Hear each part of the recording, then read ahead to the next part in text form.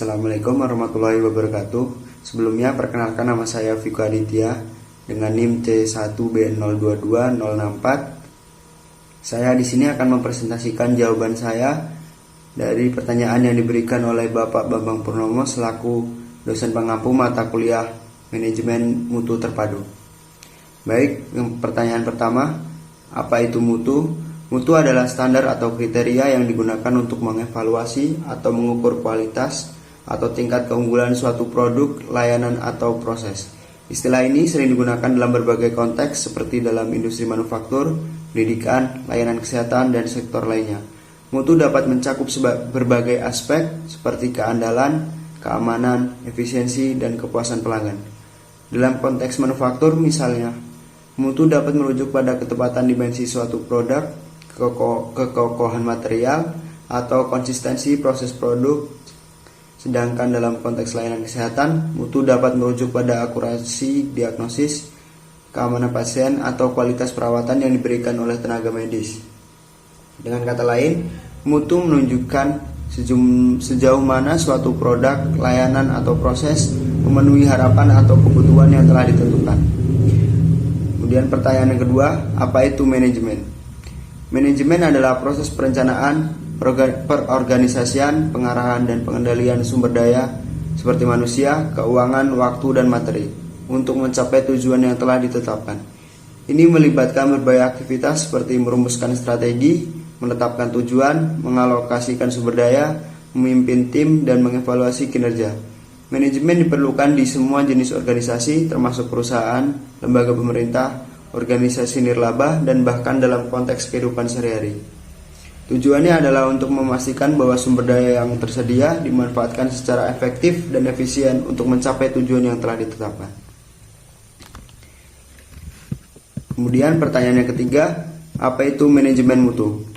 Manajemen mutu adalah pendekatan sistematis untuk mengelola, mengendalikan, dan meningkatkan mutu produk atau layanan suatu organisasi.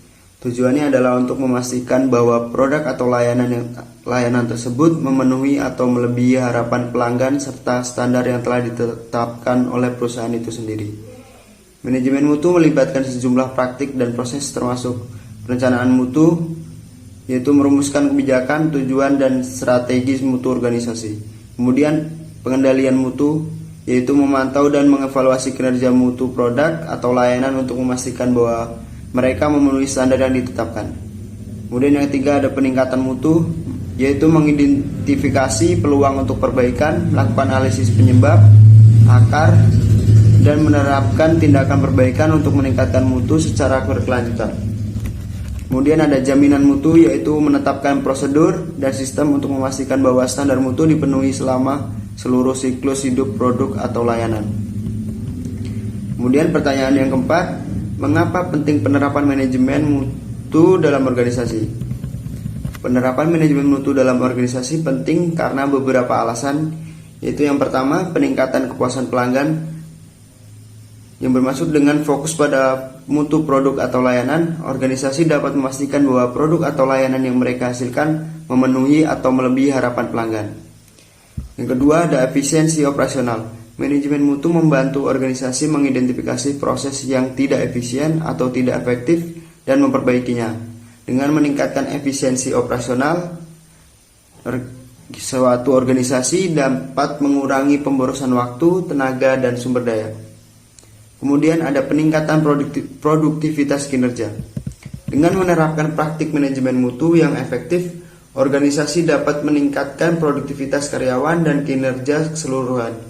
Ini dapat dicapai melalui penggunaan proses yang lebih efisien, pelatihan karyawan, dan motivasi yang lebih baik. Kemudian ada pengurangan biaya. Manajemen mutu membantu organisasi mengidentifikasi dan mengurangi biaya yang tidak perlu, termasuk biaya akibat cacat atau kegagalan dalam proses produksi. Kemudian ada kepatuhan terhadap standar dan regulasi. Dengan menerapkan praktik manajemen mutu, organisasi dapat memastikan bahwa mereka mematuhi standar dan regulasi yang berlaku dalam industri mereka. Kemudian ada keunggulan kompetitif. Organisasi yang menerapkan manajemen mutu yang baik seringkali memiliki keunggulan kompetitif dibandingkan pesaing mereka. Mereka dapat menawarkan produk atau layanan yang lebih baik, lebih andal, dan lebih inovatif kepada pelanggan mereka. Kemudian pertanyaan yang kelima, contoh penerapan manajemen mutu di kampus.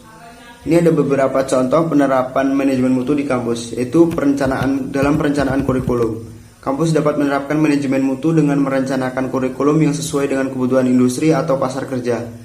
Hal ini dapat dilakukan dengan melibatkan pemangku kepentingan terkait, melakukan survei tentang kebutuhan pasar kerja, dan memastikan bahwa program-program studi yang ditawarkan relevan dan mutakhir.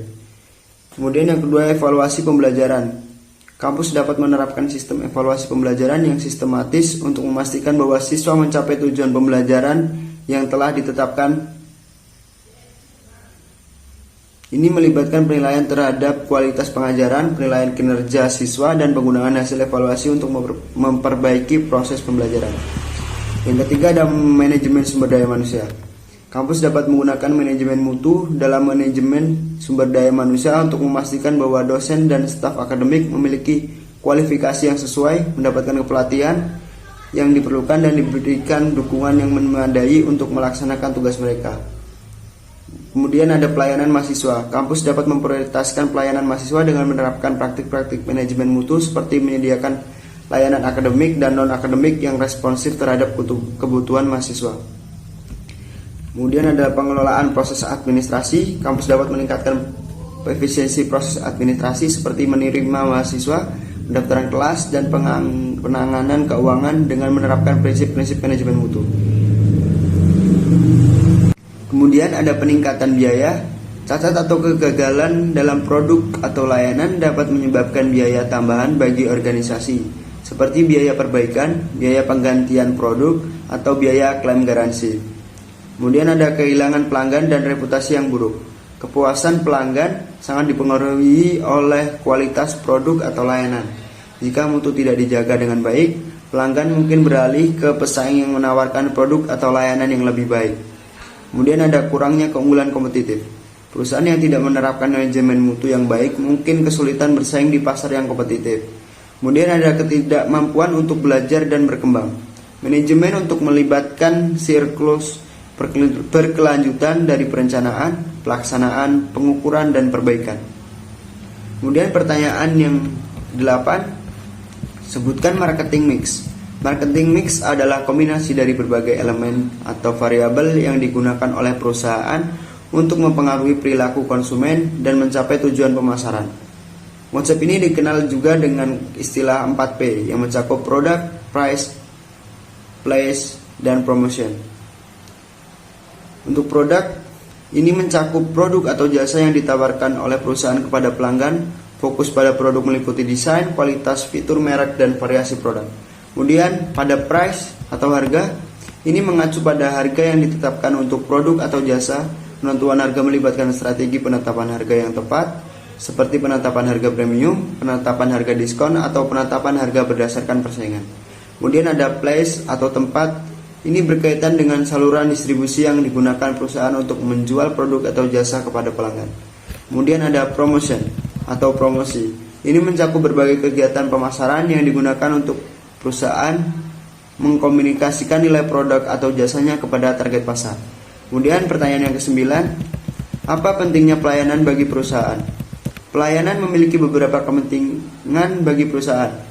Di antaranya yang pertama ada membangun kepuasan pelanggan, kemudian menciptakan loyalitas pelanggan, kemudian ada meningkatkan citra perusahaan, kemudian ada meningkatkan retensi pelanggan, dan meningkatkan profitabilitas.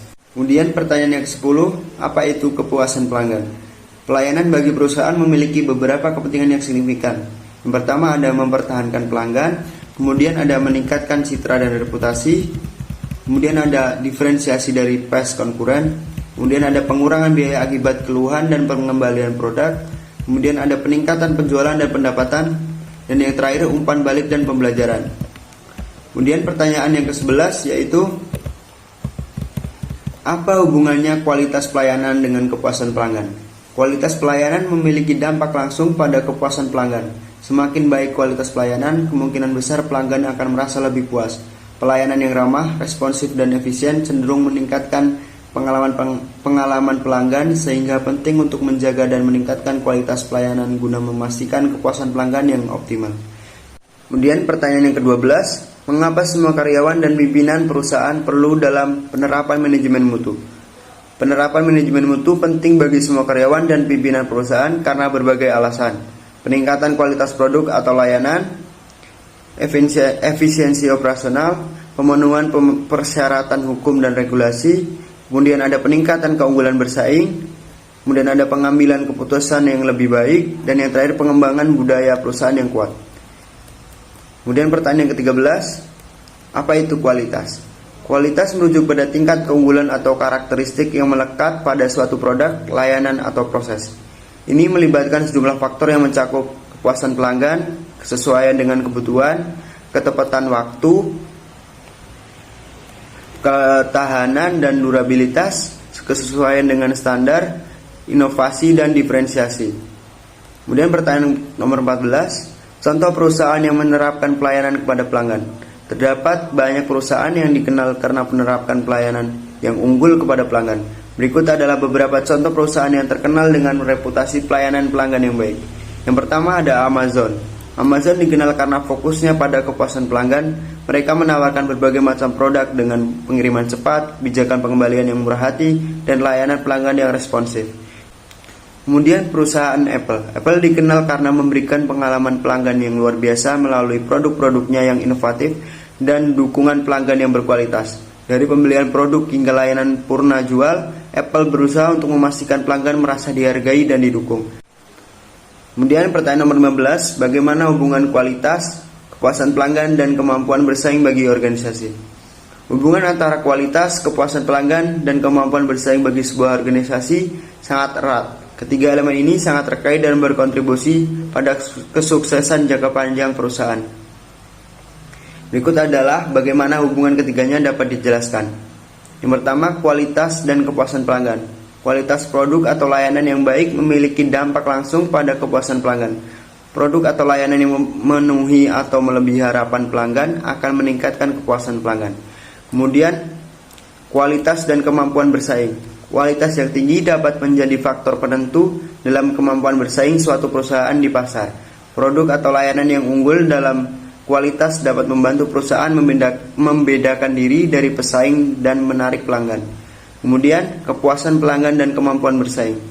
Kepuasan pelanggan adalah elemen kunci dalam mempertahankan dan meningkatkan kemampuan bersaing. Pelanggan yang puas memiliki kecenderungan untuk tetap setia dan merekomendasikan produk atau layanan kepada orang lain. Mungkin itu saja yang bisa saya sampaikan. Apabila ada kata-kata yang salah, saya mohon maaf. Saya akhiri, wabillahi taufiq wal hidayah. Wassalamualaikum warahmatullahi wabarakatuh.